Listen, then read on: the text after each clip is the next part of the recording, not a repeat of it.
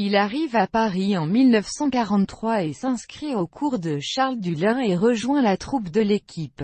Il entre alors au Syndicat national des acteurs, SNA, et participe à l'organisation des cantines sociales qui le met en contact avec les animateurs de l'Union des artistes. À la fin des années 1940, Robert Sandré rencontre les milieux de l'opérette. D'abord fantaisiste, il devient premier comique, jeune militant. Il intervient très tôt dans les débats syndicaux, notamment en faveur de l'unité syndicale. Robert Sandré entre au Syndicat français des acteurs, SFA, en 1958. D'abord au conseil syndical comme secrétaire de la branche variété. Après la mort de Gérard Philippe, il est choisi comme délégué général en juillet 1960. Il devient également le secrétaire de la branche théâtre de la Fédération du spectacle. Il demeure délégué général du SFA jusqu'en 1976.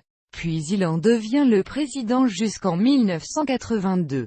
En 1984, il rédige, à la demande du ministre Jack Lang, un rapport qui esquisse les lignes d'une solution à la crise de l'emploi d'intermittents du spectacle. Il a été également responsable de administrateur de l'ADAMI de 1968 à 1973, vice-président de la Capricas, vice-président de l'Union sociale du spectacle, USS, président de l'Union des artistes de 1998 à 2004 à l'origine du Gala de l'Union des artistes. Il aura consacré toute sa vie à la défense des artistes interprètes et à la transmission de l'histoire des organisations collectives sociales et syndicales.